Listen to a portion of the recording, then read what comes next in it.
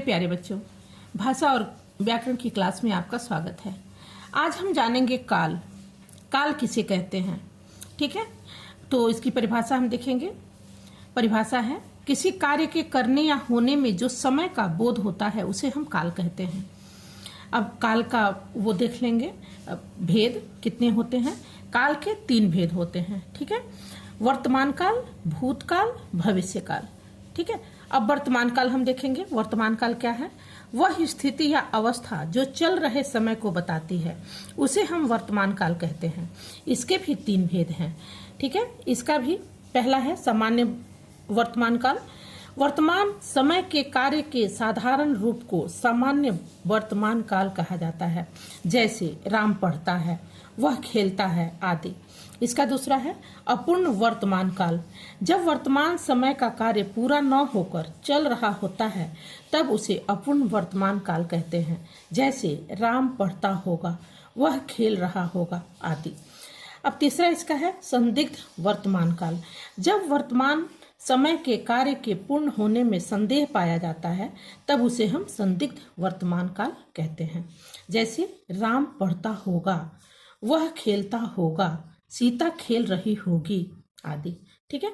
अब हम काल के भेद दूसरा जानेंगे। भूतकाल वह स्थिति या अवस्था जो बीते हुए समय को बताती है, भूतकाल कहलाती है। भूतकाल के 6 भेद होते हैं, ठीक है। पहला देखेंगे सामान्य भूतकाल।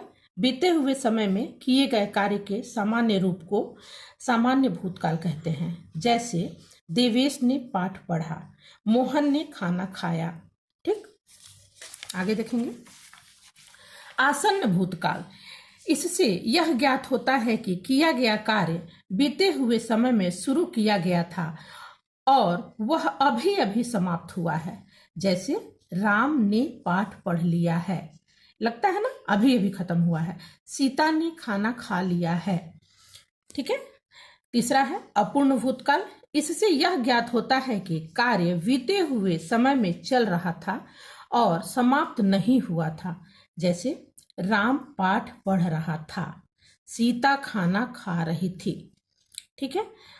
ये चौथा है पूर्ण भूतकाल। इससे यह ज्ञात होता है कि कार्य बीते हुए समय में पूरा हो चुका था, जैसे राम पाठ पढ़ चुका था, वह खाना खा चुकी थी, ठीक है। अब इसका भी 5वां है संदिग्ध भूतकाल। जहां बीते हुए समय में किए गए कार्य के पूरा होने में संदेह हो, वह संदिग्ध भूतकाल है, ठीक है। जैसे राम पाठ पढ़ रहा होगा, सीता खाना खा रही होगी। यहाँ बेटा ध्यान दीजिएगा, ये जो वाक्य है ना, ये जो वाक्य है, ये संदिग्ध वर्तमान काल में भी ऐसा ही वाक्य है। वाक्य तो यही रहेगा, लेकिन आपको समय देखना है, वहां काल आपको देखना है कि ये वर्तमान काल का है कि ये भूतकाल का है। तो ये देखिए भूतकाल जहां बीते हुए समय, ठीक है, और उसमें रहेगा तो चल रहे समय, ठीक है, वर्तमान समय का होगा, इसलिए इस पे जरूर ध्यान दीजिएगा। ऐसा दोनों में ये वाक्य आएगा। अब देखिए इसका 6ठा है हेतु हेतु मत भूतकाल। जहां बीते हुए समय का एक कार्य दूसरे पर आश्रित होता है, वह हेतु हेतु मत भूतकाल कहलाता है, ठीक है। जैसे देवेश पाठ पढ़ता तो पास हो जाता, ये अगर पढ़ता तो पास हो जाता, ठीक है। तो ये है क्या है? हेतु हेतु मत भूतकाल। अब तीसरा है काल का ही भेद भविष्य काल।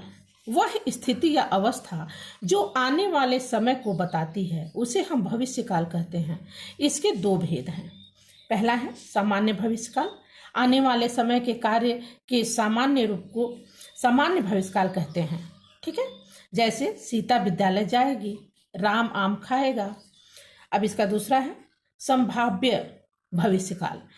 जहां आने वाले समय के कार्य के बारे में संभावना हो, उसे हम संभाव्य भविष्य काल कहते हैं। जैसे शायद सीता आज विद्यालय जाए, शायद राम आज घर आए आदि, ठीक है। तो बच्चों ये तो रहा काल। अगले वीडियो में मैं कुछ और नई चीज़ लेकर के आऊँगी। आशा है ये समझ में आपको आ गया होगा, ठीक है। तब तक के लिए गुड बाय।